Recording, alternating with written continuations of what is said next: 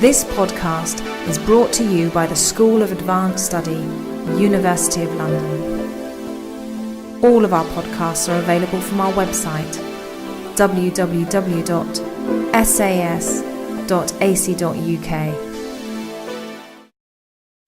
Ladies and gentlemen, welcome to the Institute of Commonwealth Studies. Welcome to the second of our Peter Lyon Memorial Lectures, the Memorial Lecture for 2012.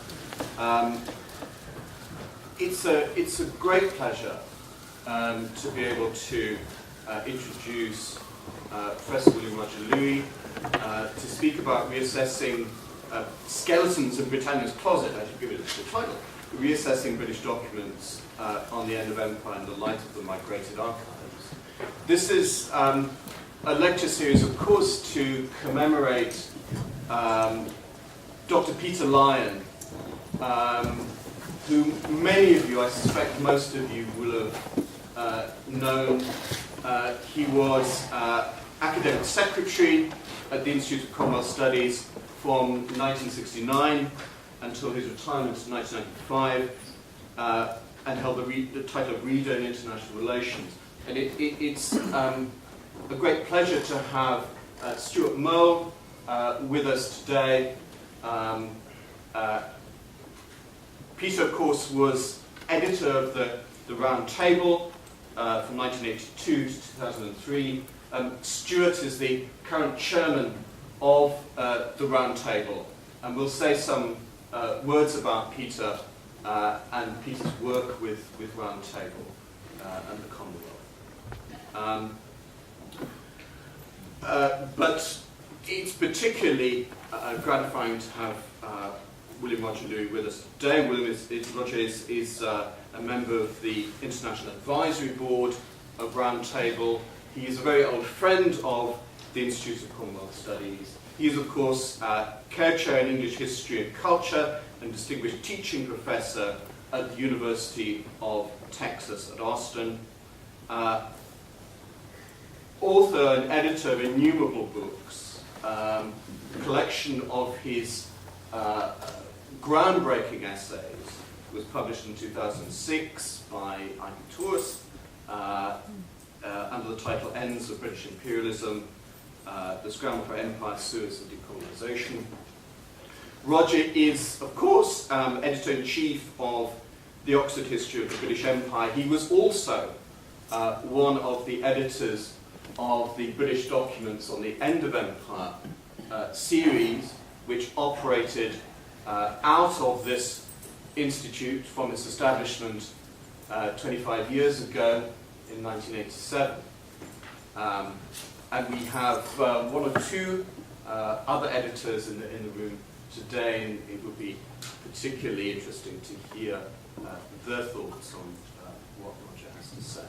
So before we hand over to Roger, I'd just like to ask Stuart to say a few words about Peter. Thank you very much, Philip, and I'm delighted to be able to associate the Round Table with tonight's special tribute to Peter Lyon. Because, as Philip has said, not only did Peter have this extraordinary association with the Institute of Commonwealth Studies, but for almost as long he was involved with the Round Table, the Commonwealth Journal of International Affairs. He was editor for 21 years, from 1983 to 2004, but he wrote for a much longer period, indeed up until his death. And I was doing some research the other day on Gleneagles Agreement of 1977, and I opened the shared Commonwealth records, and there, leaping out of the page at me, was Peter Lyon, as well as Derek Ingram, of course, and on so many things of the major issues of the Commonwealth over the last 40 or 50 years, there has been Peter Lyon. And of course, he was someone who wasn't content to draw his research from documents and from libraries and so on. He was very much in the vanguard of those going to meetings, elbowing his way to the front of press conferences and speaking directly to heads of government. And that was something which gave his writing and his insights, I think, a very special quality. Now, the Round Table itself has its own tribute to Peter in the shape of a memorial prize, and we award this each year for the best policy-oriented essay in the or article in the journal in the course of the year. We've just now awarded the first of these for covering the period of 2011, and that's gone to Professor Ben Saul, Professor of Law at the University of Sydney, for an article he wrote on Australian foreign policy and human rights.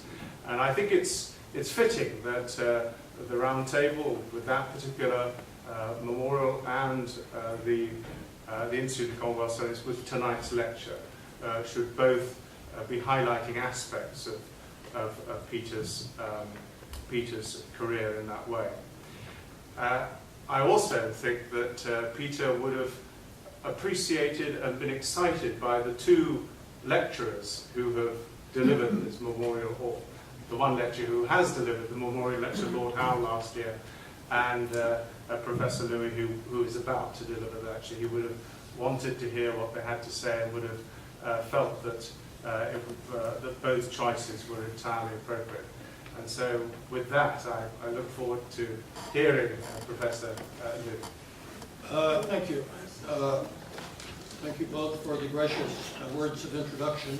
Peter Lyon was a friend as well as a colleague, and it is an honor to give the memorial lecture. I have to state, however, from the outset that it is presumptuous on my part to speak as a representative of the project on the British documents on the end of empire. I am only one of a dozen or so editors, and there is one in particular who deserves acknowledgement, and this is Stephen Ashton, the general editor, to whom the series owes its quality and accuracy. I am glad that there are fellow editors with us this evening. They include Tony Stockwell and, of course, Philip Murphy, and John Lonsdale, who is, I understand, on his way. In preparing that, I didn't see you at the distance. I also need to thank David Anderson, Hugh Bennett, Richard Drayton, Edward Hampshire, Patrick Salmon, and one further public note of thanks. In the Badib series, as well as the Oxford History of the British Empire, we failed properly to acknowledge Brian Lapping and the Granada television series in 1985, The End of Empire, as an archival and unique source, catching the spirit of the times as well as evidence that otherwise would have vanished. It is without rival, and much of what I have to say this evening would have been entirely familiar to those interviewed in the End of Empire series. Sometimes casual remarks can be revealing. The title "Skeletons in the Closet" is a phrase used by the Foreign Secretary George Brown in the 1960s when he commented in an offhand and casual way that there were certainly plenty of British examples. This was during the era of Harold Wilson. As Prime Minister, it was Wilson himself who made the commitment to publish historical records on the partition of India, skeletons and all, though with a few restrictions. The documentation is known as the Transfer of Power series, published in 12 volumes. It is fundamental to any similar project, official or non-official, and was the model for the subsequent series on British documents on the End of Empire. The Transfer of Power series was edited by Nicholas Mansur of St. John's College, Cambridge. Mansur was the personification of scholarly integrity. He was assisted, among others, by Pendrell Moon of All Souls College, Oxford. Moon, in similar fashion, personified the Indian Civil Service. This was an official project with access to all records, and the money pumped into it is obvious from the elegant, lavish quality of the volumes. that yet there are limitations and omissions. I knew Pendlemoon because of All Souls, and if he were here this evening, there are certain questions that I would put to him, notably the silence on police brutality in India, and failure to mention, even in passing, any intelligence documents. I was once at a seminar in Oxford, and someone asked him about the failure of the series to address these issues. Pendlemoon looked rather bemused and replied gently that his interrogator should have another look at the title of the series, The Constitutional Relations Between Britain and India. The theme provided a focus revealing both the strength and the weakness of the documentation. The same can be said of the documents on the end of the British Empire, which concentrated on decisions leading to an accelerated pace towards independence for many colonies, mainly in the 1960s.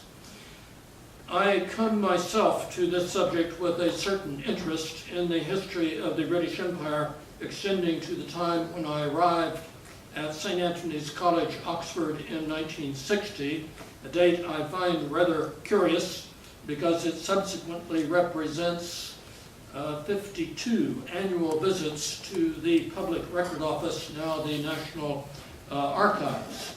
The limitations on access in my own time shifted from a 50-year rule to 30 years, and I moved from the Round Room in Chancery Lane to Portugal Street and eventually to Kew. Now we have the prospect of a 20-year rule. This is in contrast to American access, roughly at 25 years, though it is uneven, and the governments of Western Europe anywhere from 25 to 30 and 50 years. I should add that the government of Israel is scrupulous in allowing access to historical records, and that South African access comes to the end of the apartheid regime. Yet many of the other present successor states, former colonies, are usually much more secretive than the former colonial regimes themselves. The subject of skeletons involves present-day issues with the question of American and British rendition, and on the American side, things such as waterboarding and Guantanamo, issues that will play a part in the U.S. presidential election later this year. In relation to these contemporary issues, I should make it clear that I am not among those pressing for British disclosure under the Freedom of Information Act or simply in demanding freedom of information as citizens. This is, of course, because I am not a British citizen, but I am from Texas, and I like to think that I am among those who have made similar efforts on the American side for declassification. There are two entirely different but connected issues in the release of the recent historical documents identified by the quaint adjective Hanslopian. Henslow Park is the location where intelligence and other records were kept, including the piecemeal records of some 37 colonial administrations. The process of disclosure began with the legal case against the British government involving police and army brutality in Kenya in the 1950s. Had it not been for the evidence demanded by the court as part of legal procedure, these archives in all probability would never have been disclosed. The two separate issues are, on the one hand, intelligence records involving the CIA as well as MI6, and on the other, administrative records that are common to all colonial administrations, including such things as fisheries and agricultural development, the building of schools and hospitals, the collection of taxes, and the administration of justice. In other words, we are talking about the British district officer and what he represents in the history of the British Empire. It is the integrity of the colonial service, and I should add the British Army, that is now being brought into question by the Hanslopian disclosures. In the background, I think it is useful to bear in mind the imaginative works of fiction, The Heart of the Matter by Graham Greene, since he was a secret intelligence officer in Sierra Leone during the war. And I'm glad to recognize the present Graham Greene in the audience this afternoon. And of course, the Raj Quartet by Paul Scott, who created the evil figure of Ronald Merrick. The question before us is whether we are on the track of other Ronald Merricks in Kenya and elsewhere. You'll recall that Merrick might have brought into public disrepute the Indian Civil Service and the Indian Police. At the end of the Raj Quartet, the file on Merrick is destroyed by someone within the Indian Civil Service. Now, the emphasis on my comments this evening will be on the series, British Documents on the End of Empire, but I'll preface it with the two issues of intelligence documents on the one hand, and on the other, what has been called by Tony Badger the banality of colonial administrative detail.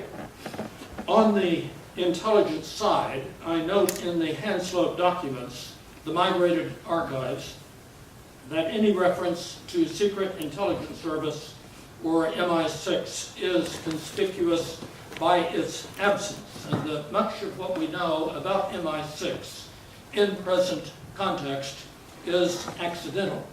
I'll give but one brief example, that of Robin Zahner, who was appointed by the Foreign Secretary Herbert Morrison. By bureaucratic mistake, I suspect it was impatience on the part of Morrison. It was a Foreign Office rather than an MI6 appointment, even though Zahner was MI6. We thus have a window that otherwise would be closed. Zahner later became professor of Eastern religions at All Souls and won lasting fame in college history because he accidentally burnt down his rooms. He acquired fame of other sorts in a different way because he rebuked American hippies in the 1960s for believing that they could gain insight into Eastern mysticism by taking LSD rather than by reading the ancient texts. We thus have a colorful character coming to life in a different vein through his activities as a MI6 officer in Iran. In the early 1950s, Zahner, together with Nancy Lampton, the foremost Western scholar of Iran, believed that Mohammad Mossadegh, the prime minister, would allow the country to drift into communism, perhaps even Soviet control. What becomes evident in the documentation is the extent of British bribery of members of the Iranian parliament, often with straightforward payments of cash contained in biscuit tins. Now, the bribes were substantial, and the amounts can only be explained because of the danger to the Anglo-Iranian oil company as a vital part of the British economy. The plan to overthrow Mossadegh was largely an MI6 plot, with the CIA coming in at the end through the leadership of Kermit Roosevelt. Now, we knew very little about this when we were compiling the series on the British documents on the End of Empire. Were we to do it again, this would probably involve a brief section of documents. But the problem is that much of the detail comes from CIA documentation. The project on the British documents on the End of Empire restricted itself almost exclusively to documents held at the Public Record Office. And I'm not sure what we would have done with this episode in Gadip, but I mention it to emphasize the way in which MI6, until recently, has been very much a missing yet vital part of the puzzle. There is a major change underway, as indicated by Keith Jeffries' recent official history of MI6 and the impending release of MI6 documents. impending in the sense of several years from now, but this disclosure will mark a watershed in British historical documentation. Now, about a decade ago, I served for several years on the Historical Advisory Committee of the State Department. And as chairman of the committee, I made it my goal to have released the 2 volumes in the Foreign Relations series on Iran in 1953 and on the Congo in the 1960s.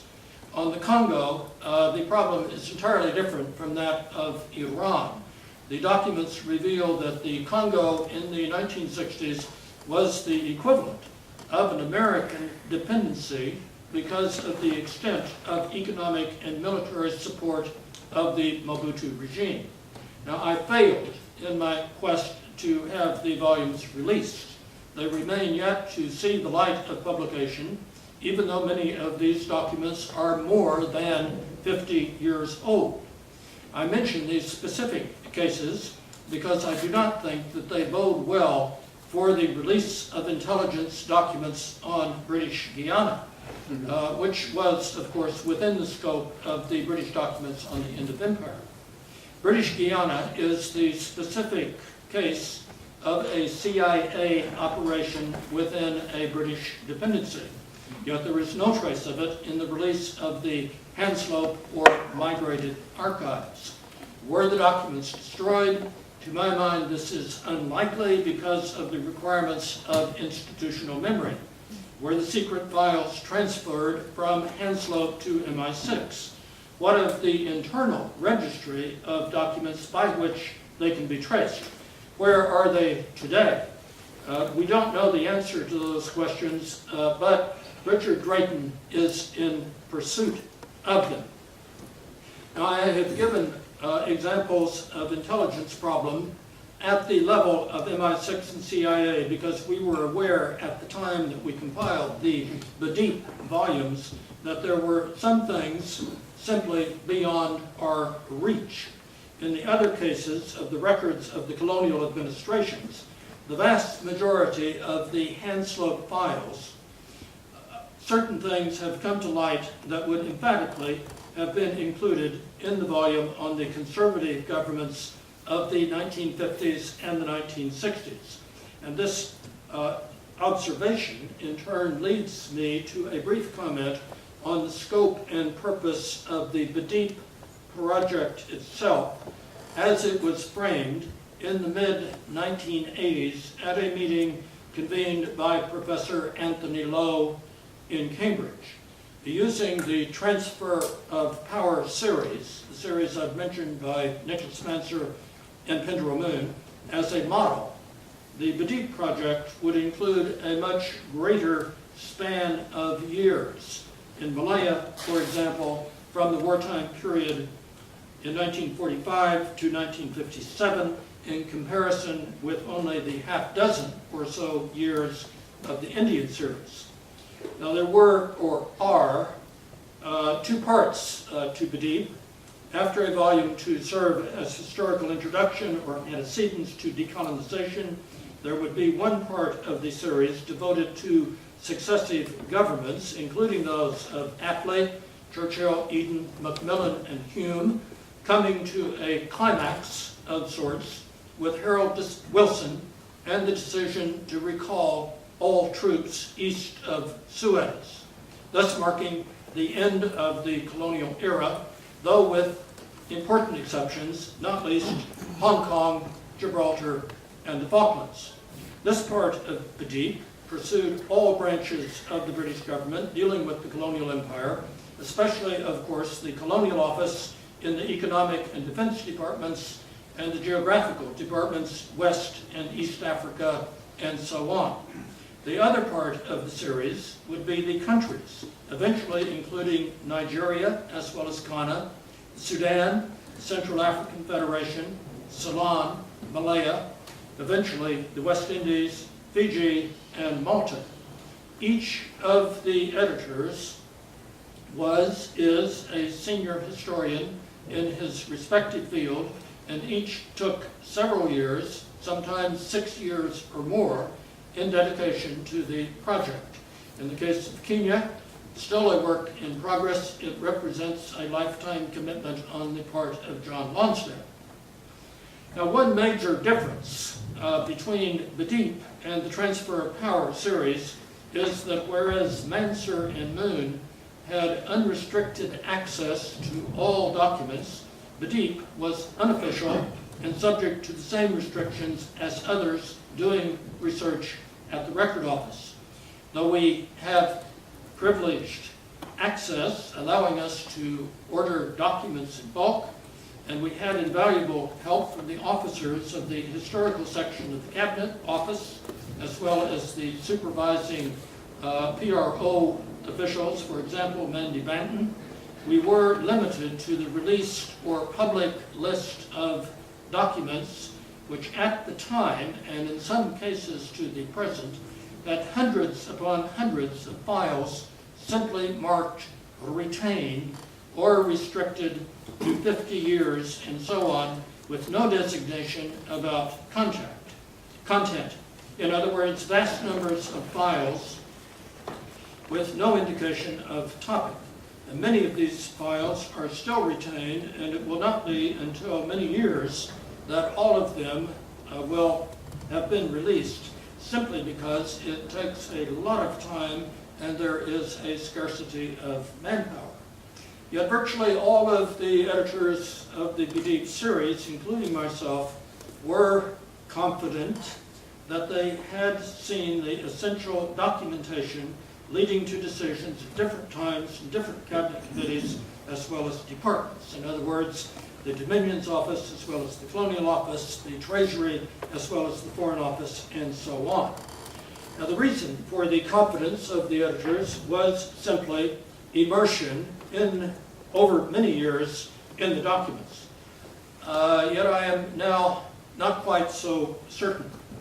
To give one example, we know from the works by David Anderson and Caroline Elkins that some of the Colonial Office files on Kenya have gone missing.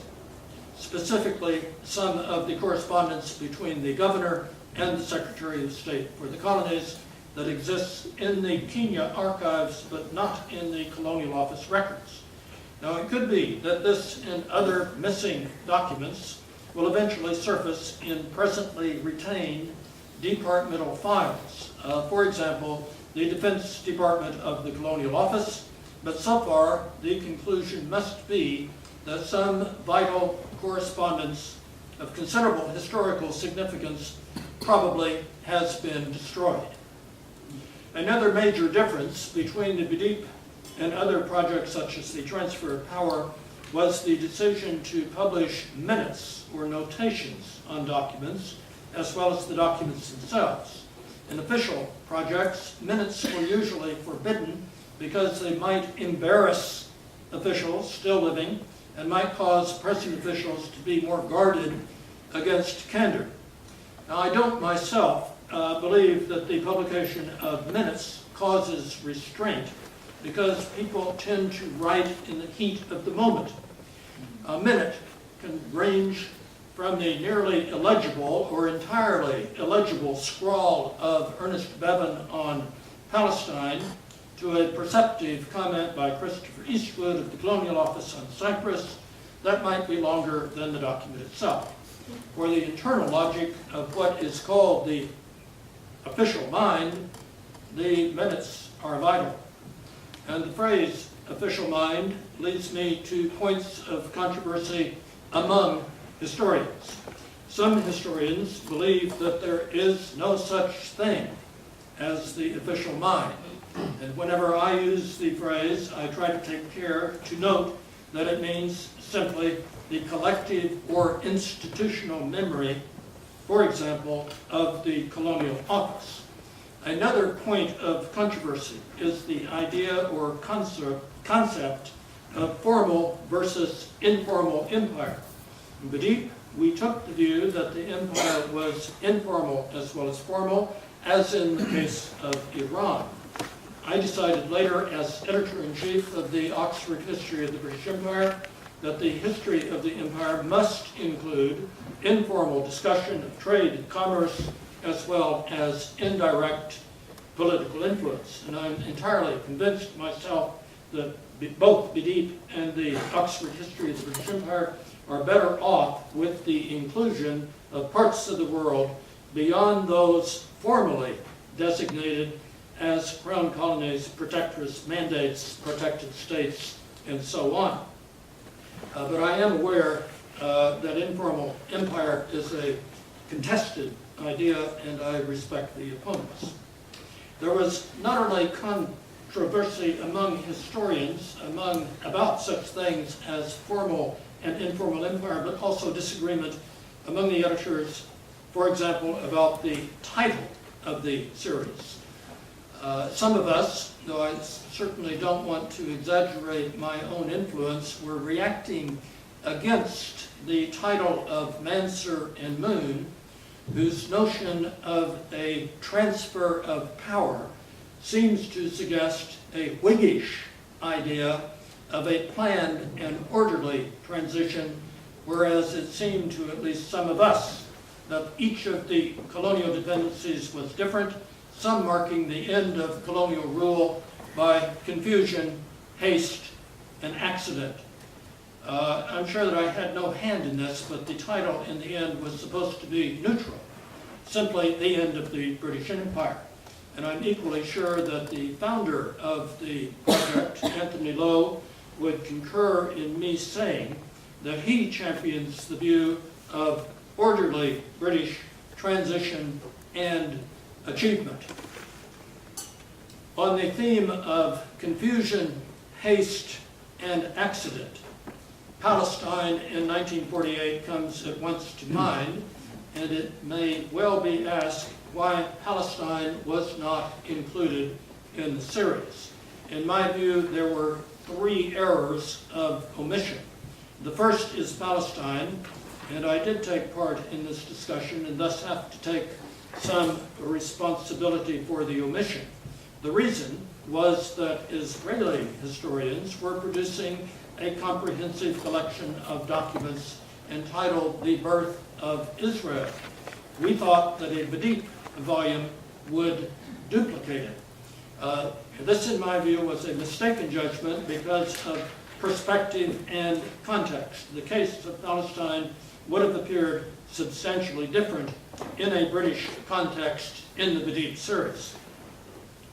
The second error of omission, at least in my view, was that of the Suez crisis of 1956, again because it might duplicate other collections, in this case the documents on British overseas policy and other publications such as the American volume on Suez in the Foreign Relations series, and eventually the excellent French volume in the French Foreign Ministry series. The Suez division, however, goes much deeper than possible duplication. Some, including myself, I suppose myself above all, see Suez as central to the entire era of decolonization, while others view it, no doubt, as a great historical event, but not directly connected to the process of decolonization. There was never, indeed to the present, any agreement about the significance of Suez in the context of Bidip. But one thing has become clear in recent years is the plan for a post-Nasser government.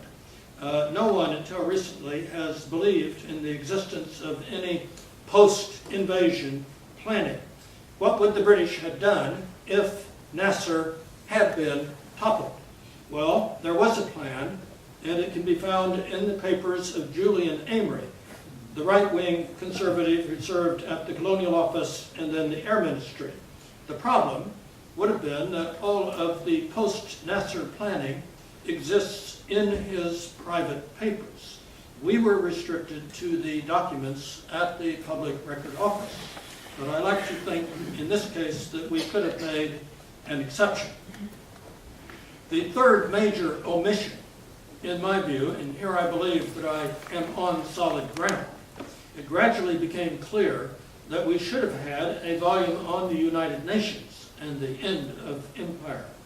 At the United Nations, the Asian-African campaign against colonialism found full voice, and major attention was devoted to it by the Colonial Office and Foreign Office, with the high point in British representation coming with Sir Hugh Foote, Lord Caradon, defending the British colonial record with Churchillian eloquence. The term Caradonian came to represent total commitment to peace and decolonization. We missed an opportunity, but sometimes these things become clear only when it is too late to do anything about it. Now, one could list any number of countries or dependencies that deserve to go in BDIP, but highest on my own list would be Hong Kong. We were aware during our research that the sheer scope of retention of documents, first by the Colonial Office and then the FCO, included, above all, Hong Kong, Gibraltar, and the Falklands. Naturally enough, since they were still, and two of them, of course, still are, dependencies. Now, as editors, Ronald Hyam, Steve Ashton, and myself were troubled by the retention of documents, but none of us believed that the additional records would have changed very much the overall selection of documents. Incidentally, I know from my own work in the Hong Kong Secretariat archives that the Hong Kong archives have been microfilmed in their entirety. Now, this may be a singular case, but it certainly is a significant one. There are two major complaints about the BDIP series, one of which I regard as silly, but I mention it because some people seem to assume that the series somehow represents a whitewash of British imperialism, that it did not come to grips with the brutality of the colonial system. Well, Tony Stockwell produced a photograph of a Royal Marine holding a severed head, and I fail to see how it can be much more brutal. But this is a complaint that comes most frequently from assumption rather than an actual study or reading of the documents.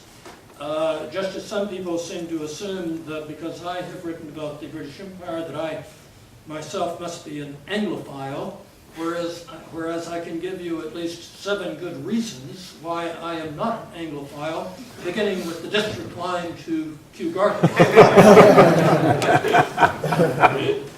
The second complaint about BDIP is to be taken seriously. It is that the focus is too narrow, the focus on decisions leading to independence of the colonies or dependencies, with the restriction that the documents must all, virtually all, be at Kew. This is a legitimate complaint, of course, but it is rather like criticizing an author for a book that he did not intend to write. The strength of the series is also its weakness, like the Transfer of Power series. The focus gives coherence, but it could have included a lot more. The Indian response to the Transfer of Power was to produce a series of their own, an Indian series called Towards Freedom, representing the full Indian reaction and initiatives, including newspaper columns, private correspondence of Nehru, excerpts from Gandhi's writings, and so on. The first volume came to 1,358 pages. Now, this is a different approach, and it is just as sound and equally fascinating. With BDIP, there was, in my view, one significant mistake from the beginning, and it may seem trivial to some, but it has to do with file numbers. And I'll not comment on another problem of not reproducing the original classification, except to say that I think that it is useful to know that Churchill, in his own hand, would write classifications such as most secret, hush, exclamation point. And I think it is significant, for example, that the code word guard meant not for American eyes. The decision was taken not to reproduce the original file number. For reasons of clarity and not wanting to add confusing detail, the documents thus appear in the beneath volumes without, so it was believed at the time, extraneous detail. But in fact, the original file numbers are crucial. They are the only way to trace one file to the next, from one department to another. It was the internal file numbers that helped the historians working in the Kenya archive to trace files at the Public Record Office or the National Archives that might otherwise have been virtually impossible to identify. There thus is a link between the records at Kew and the case now in progress concerning the Kikuyu survivors of the 1950s. Now the Hanslopian, or migrated archives now at Kew, represent some 37 dependencies and some 8,800 files. Enough, I understand, to fill the entire huge dining room of St. Anthony's College. Now there are some exceptions, but normally these are records that one would not expect to find at Kew. To the extent that the keeper of the public records said on more than one occasion, "Thank you, but we do not want them." First, the exceptions. A brief comment on records one would expect to find at Kew. The records of the Cairo and Tehran embassies have long been accessible at Kew, as are those of the Gulf states, which I mention because the Gulf states archives are remarkably complete. In contrast, the Hanslopian, or migrated archives, are patchy, selected, and uneven. These are records that one would have found in the 1950s and 1960s in places such as Entebbe, Nairobi, and Dar es Salaam. And to anyone who has worked in colonial archives, they are immediately identifiable because of the abbreviations used for the governor, YE and HE. YE means, of course, Your Excellency, and HE, His Excellency. This pomposity, I believe, reached its zenith with a governor's wife who conversed with him as YE and referred to him while talking to others as HE. I like to think that she was being slightly ironic. Running through the history of the Hanslopian archive is an ambivalent attitude towards actual ownership. Does the archival custodianship reside with the successor states or with the British government? At the time, mainly the Colonial Office. The Colonial Office asked for a legal opinion. It held that the governors and high commissioners were not sovereign representatives, and thus the responsibility for records rested with the Colonial Office. This was not welcome news. It requires manpower and space to deal with paper files in bulk. The instruction therefore went out that great care should be taken with secret and sensitive papers that might be embarrassing if passed on to officials of the successor governments. Confidential and secret papers might be best destroyed before independence or sent back to London. For the most part, for example, in Aden, officials destroyed virtually all sensitive records, such as those of interrogation and what is called enhanced persuasion before the British evacuation. Now, there is absolutely nothing new about any of this. Mountbatten, in August 1947, had complained that clouds of smoke coming from the burning archives might jeopardize the independence ceremonies. In Malaya, even a huge railway boiler proved to be insufficient for burning the documents, and it required 5 army trucks to haul files to the Singapore naval base for their destruction. Of the files sent back to London, in compliance with the request by the Secretary of State, one official commented at the time, and he's referring to what I've been calling the Henslopian files. These files are mainly rubbish. Nevertheless, there are some files in the Migrated archives that will be of considerable historical interest. For the last couple of weeks, I have been working in the papers of the Seychelles Colonial Administration, and included in the files are reports from the special branch or police intelligence. In the case of this case, the head of special branch provided the governor with political assessments as well as operational detail. Since they are intelligence documents, special branch records are usually retained. But again, there is a sea change, in this case, as in others, with the opening of MI5 files. The MI5, or Security Service records, together with the special branch records of the colonial administrations, will help historians to get better perspective on many of the nationalist leading anti-British or independence movements in Asia, Africa, and the West Indies. The colonial archives help to trace the progression of such officials as R.G. Turnbull from the job of colonial chief secretary in Kenya to that of the governorship in Tanganyika and then Aden. The colonial archives illuminate, in other words, colonial service career paths. For example, from the West Indies, one might expect to go on to West Africa, the Gold Coast or Nigeria, and from there on to Cyprus. If one began a career in Palestine, Malaya, and then Kenya might be the destinations. Governor Grantham of Hong Kong had served in Bermuda and Fiji. In the case of Kenya, one official went on to Sarawak and ended his career in the Gulf states.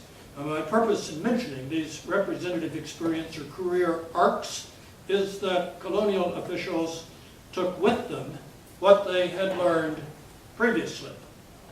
The progression from one job to the next in the colonial service leads, indirectly at least, to the question, was Kenya exceptional? Some colonial service officers had served elsewhere and some went elsewhere, as in my example of Richard Turnbull, who somewhere, while moving from Kenya to Tanganyika to Aden, acquired a parrot, which eventually earned a footnote in the history of the British Empire. Turnbull taught the parrot to swear before repeating the Lord's Prayer. Turnbull was a tough man of ethical principle, and he was certainly knowledgeable about the darker side of the police in Kenya. Now, would he, Turnbull, have regarded Kenya as exceptional? I've come to believe that this is the wrong question, and I owe this point to David Anderson. Kenya was at one end of the colonial spectrum. I think that Turnbull and others of his time would have acknowledged the wide-ranging spectrum, just as he would have regarded some of the police action as unspeakable and unmentionable. There is again nothing new about the evidence of police brutality in Kenya, including the insertion of shards of broken glass into the vaginas of Kikuyu women.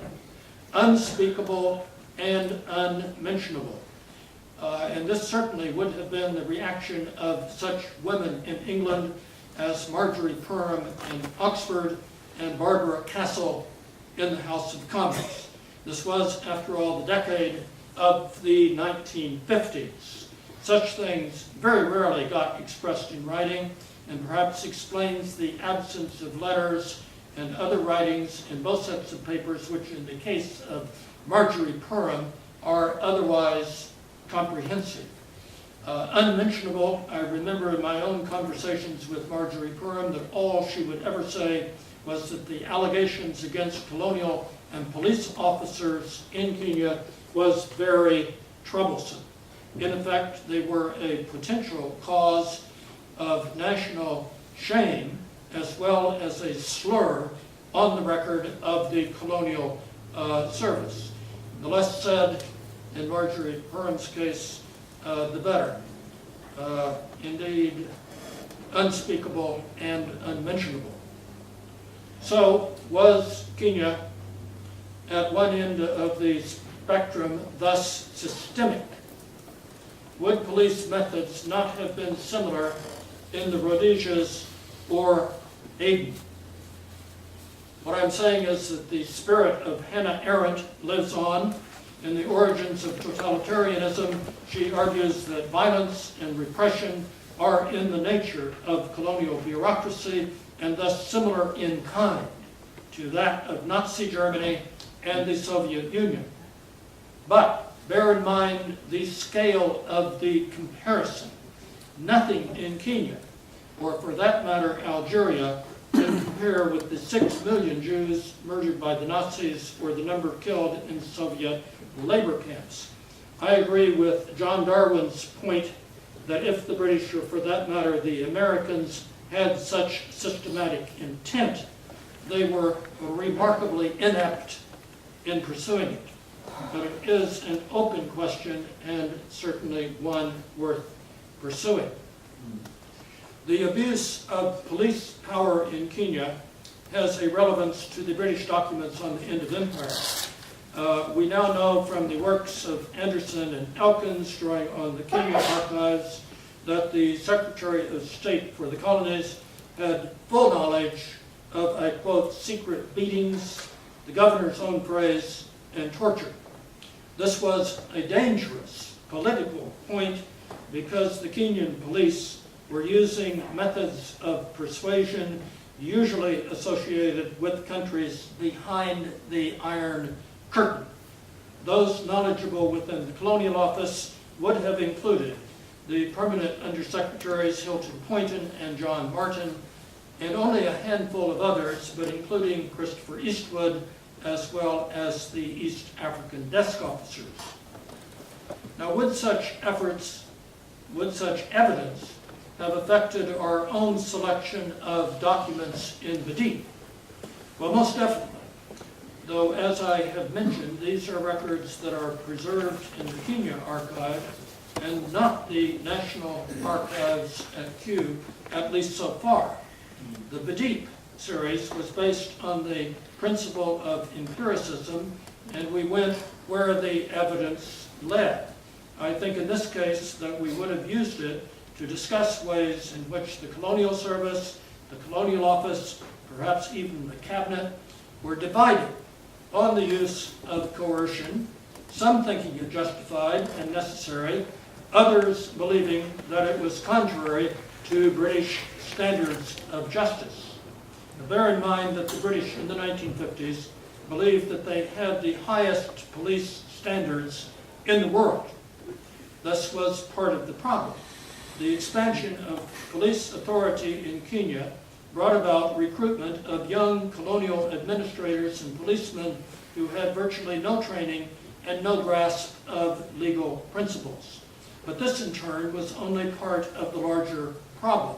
There were those in the Kenyan Colonial Service who did indeed resemble the fictional character of Ronald Merrick. Thus, the reaction in Britain as well as in Kenya to destroy documents, as in the case of Ronald Merrick and the Raj Quartet, to destroy documents that would damage the reputation of the Colonial Service, or for that matter, the British Army.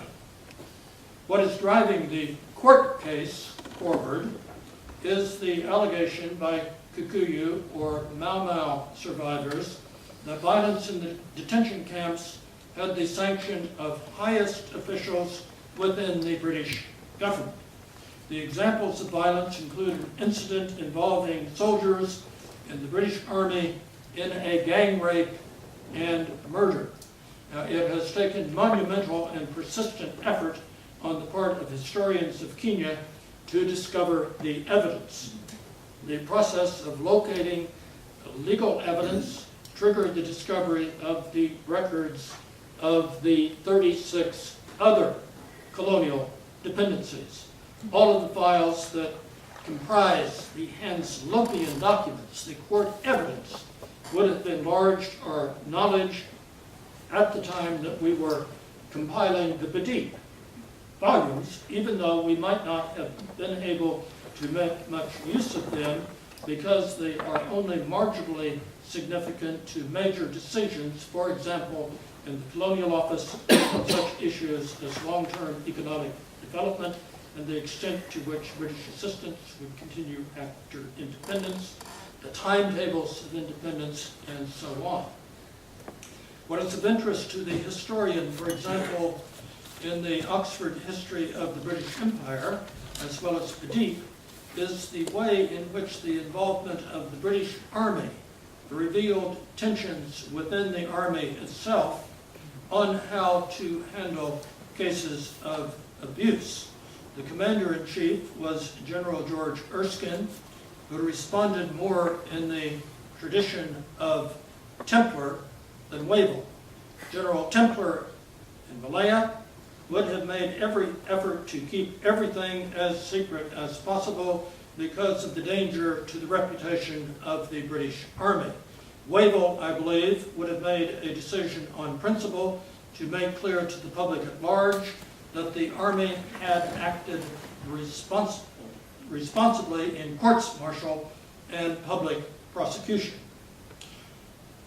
I now come to the end and say that all in all, taking into account the nature and extent of historical evidence that was not available in the 1990s, I believe that the series on the documents, British documents on the end of empire, holds up pretty well.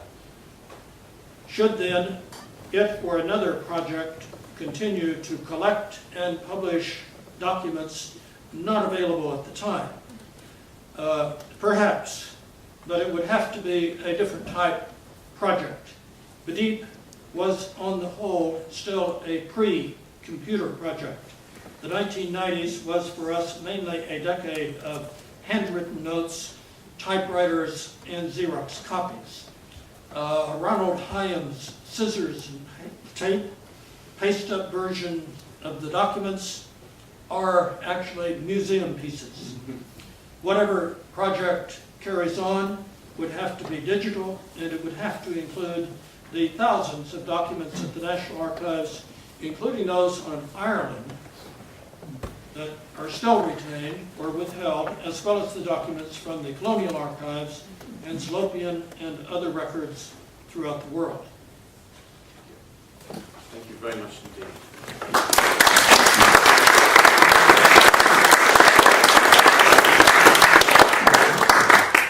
Roger was very kind of you to take some questions, and I think we can run until at least quarter past 7. I'm sure lots of people will want to introduce ideas. So please, if you can keep your comments relatively short and just introduce yourself before you ask your question. Hello, my name's Jenny Mitchell. Thank you very much for that.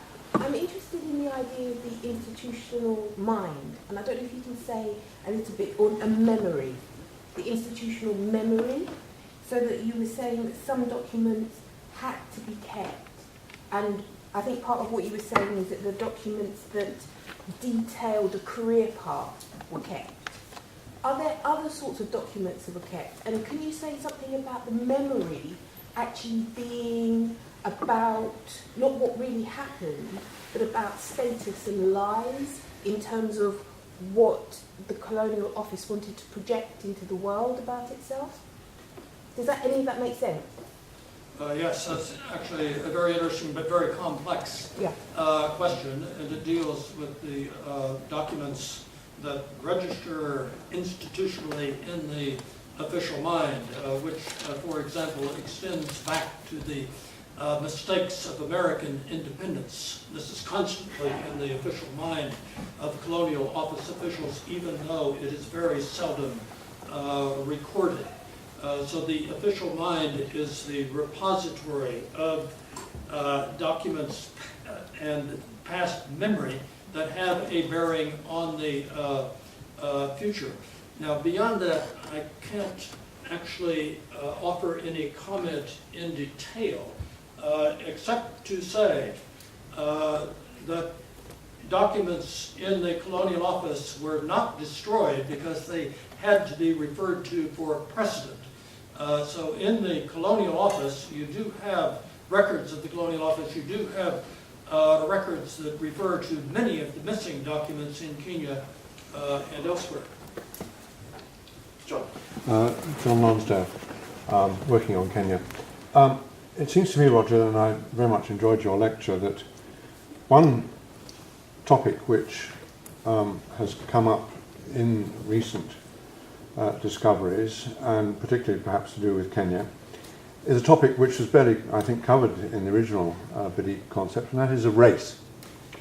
And it seems to me that it's impossible to understand what went on in Kenya without without race occupying a very central part of one's perspective, not least, of course, when Africans were proven by Mau Mau to be as beastly as everybody thought they were. Yes. No, that's a statement that stands by itself. David Anderson, thank you, Roger, for a very thought-provoking set of comments. I was minded to think about my early days as a postdoctoral historian in Cambridge when I was at New Hall College, as it then was. And my bursar was one George Levac, who was very senior colonial administrator in Ghana and personal secretary to Nkrumah in the transitional years before Ghana's independence. He then went on to give a very lively interview to Brian Lapping and it's in the End of Empire archive that you mentioned. And one of the things that George emphasised to me, he was clearly trying to educate me as best he could, was that in the moment from when it became apparent that Ghana was going to achieve its independence, through to that event actually happening, the way in which documents and the institutional memory that this lady has referred to were handled changed. And George was very keen to emphasise that of course we knew what was coming. Therefore, his phrase was, we acted accordingly.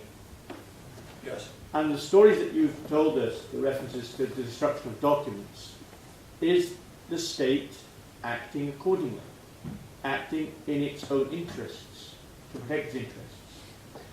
Now, when I made that comment that at no point in the path to the end of empire, to decolonization, did Britain ever act in a way that was not in its own interests.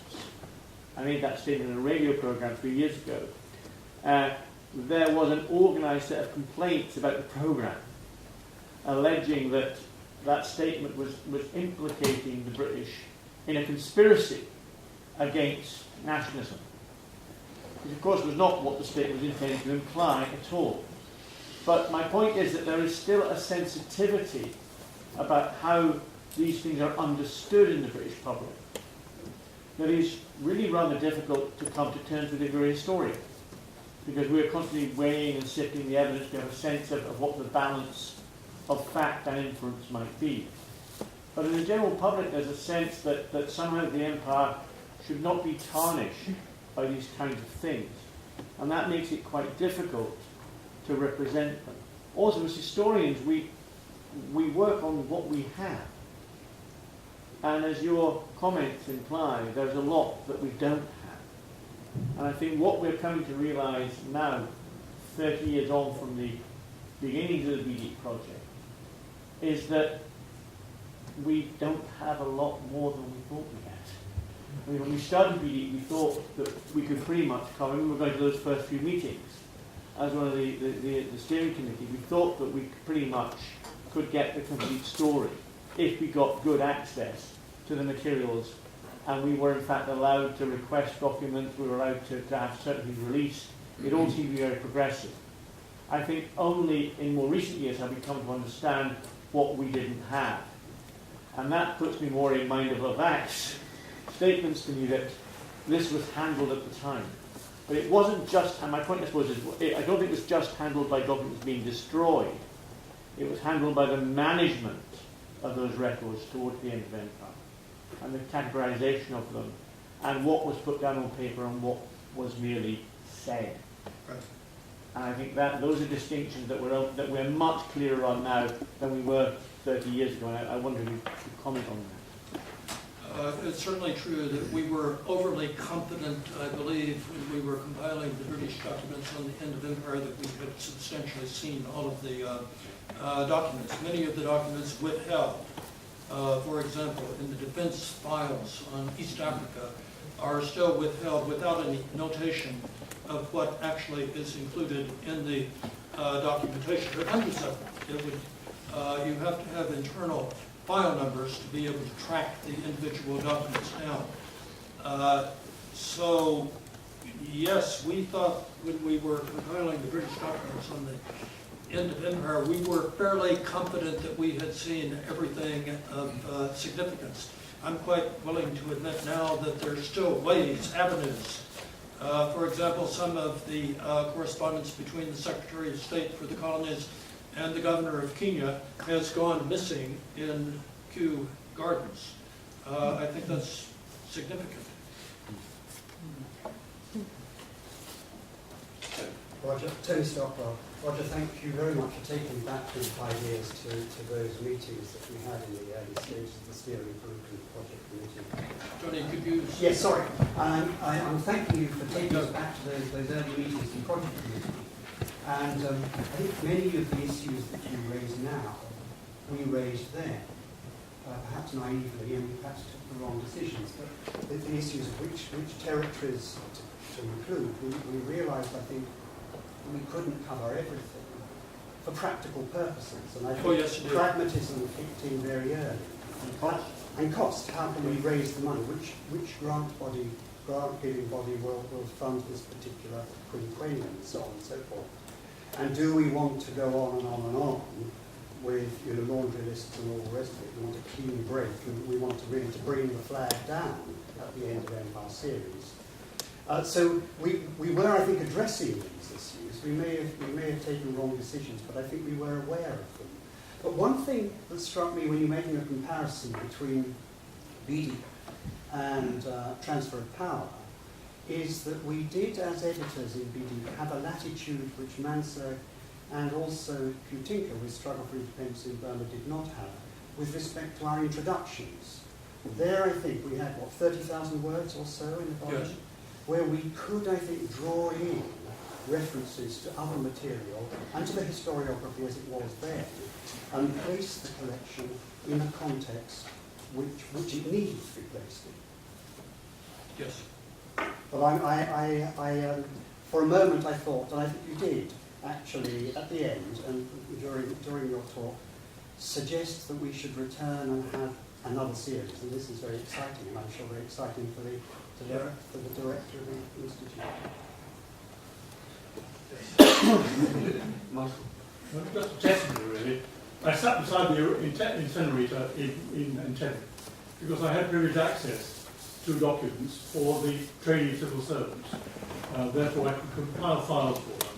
And I was there between the incinerator and the government secretary who was doing the decision. And it was all done by the word of mouth as to what should be destroyed and what not destroyed. So I knew when I was working there at the beginning, so to speak, that certain things would be destroyed and certain things would be put in bags to send back to London. So I'm just testifying to the word of mouth work and the fact that it was very obvious to me when I was sitting working that I had this sort of knowledge that certain key things were being destroyed because I could overhear all the time what was being said. If I may say that in Kampala, the destruction of documents was given a code name, which is on the files we've seen from Hanslow. And that code name is very revealing. It's Operation Legacy. Yes. Right. I didn't know that, but I saw it all out. Yes, indeed. That's very interesting. Richard. Roger, you've been describing the difficulties of coming to terms with material that has now become available. Well, I just wanted to ask you to speculate a little bit about your successors as historians. Because you quite rightly, and I once worked with quite closely with Brian Lapping, you paid tribute to his End of Empire television series. But it occurs to us now that there's an absolute huge volume of material, both visual material from television, etc. The Leveson inquiry, which you know is running in our country at the moment, is producing all these thousands of emails. And I just wanted to ask you to speculate a little bit about the difficulty of your successors as historians in managing the sheer quantity of surviving material and making sense of it and trying to establish historical truths. Well, simply the expansion of files, papers at Rhodes House is difficult to keep on top of, let alone throughout the rest of the world. I can only say that in the 1990s, when we were doing the bulk of the research for the Badip files, we thought that we had seen, this was in our own sense, that we had a good sampling of all of the papers and files, including those private papers and so on at Rhodes House and elsewhere that weren't really part of the Badip series. In other words, the Badip series was really limited, even though we were aware of the private papers and so on throughout the world. And now these have multiplied, even since the 1990s. So I don't know what the actual future of a similar project would be.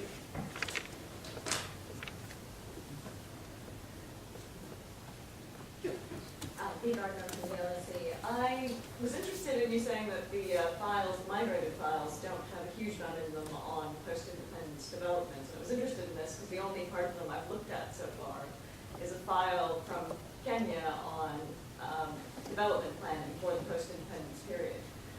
And I was wondering at the time why that had been put in the migrated files. And I think because it's very explicitly outlined expectations on the level of financing that could be expected from the British governments after independence. And I could see the incentive in trying to tuck those expectations away.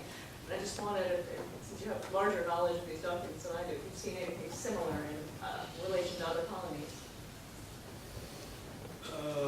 Well, I haven't looked at all that many, been able to look at all that many separate files to compare them. But all I can say is that they are very, very uneven. So in my example of the Seychelles, which are very, very full, these are in contrast to the files, say, on Aden, in which just scraps of information apparently were sent back because it was a formal request to comment on the future of the archives. I think actually Mandy Banton might know more about this than some of the rest of it, because she was able to see the way in which the files were opened up at the time. Were you aware, Mandy, that some things were missing? No, not really.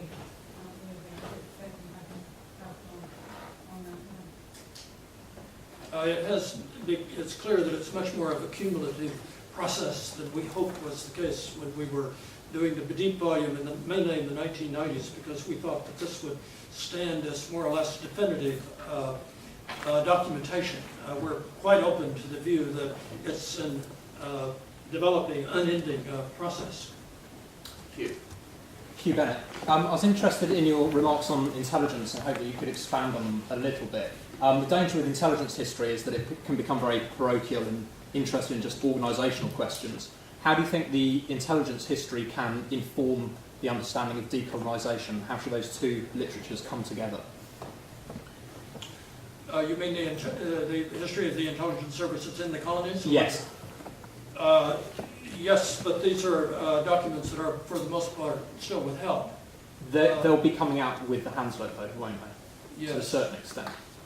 And you mentioned the SIS files that are expected to be released as well. Yeah. What kinds of issues do you think they will address? They will address issues of actual informants and prognostication about what the future of the police service might be, for example, after independence, and the number of colonial officers that would remain after independence because of their institutional memory. Those sort of questions are bound to come out in files.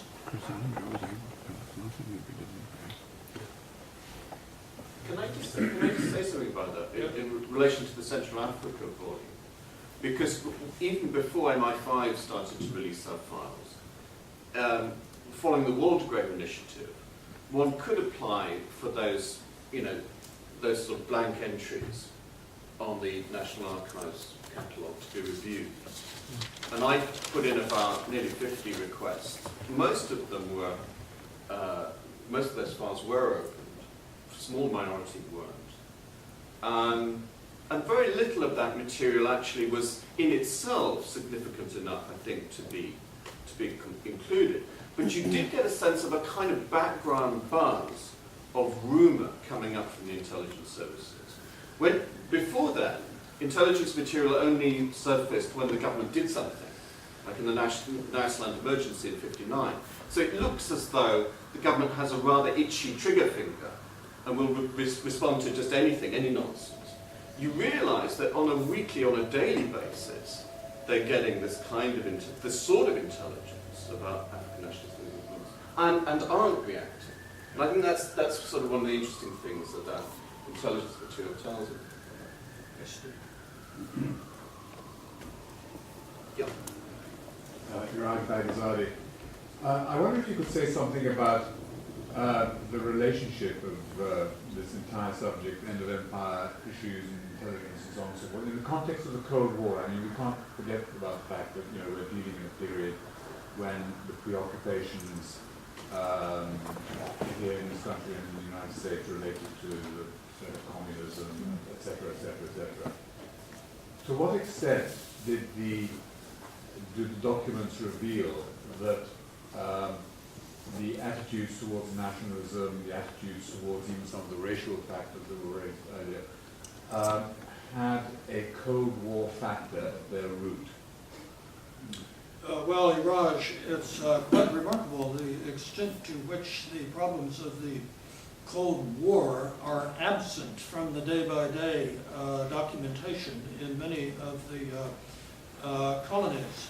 It is actually more conspicuous in the case of Iran, as perhaps at the apex of the problems. In fact, there are notations in the files that we are emphasizing the Cold War aspect of it because we need to talk to the Americans about the problems of Iran and elsewhere in the Middle East. And so it's remarkable how little actually is there about the specific issues of the Cold War, except, of course, as the context. So Soviet infiltration to Africa, etc., these are not factors that well, certainly in the Congo.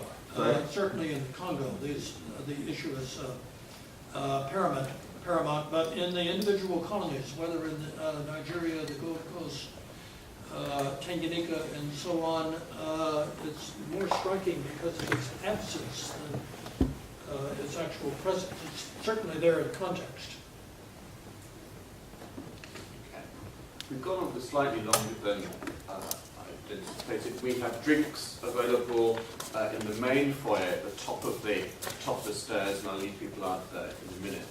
Could I just end by making a blatant plug, as I always do on these occasions, for the Institute, but in relation to BP. I mean, I think one of the great frustrations for many of the editors, and this came up when we had a meeting here a couple of years ago to discuss the series, was that for scholars in a lot of the countries concerned, the documents in our published volumes might as well still be in the National Archives and files.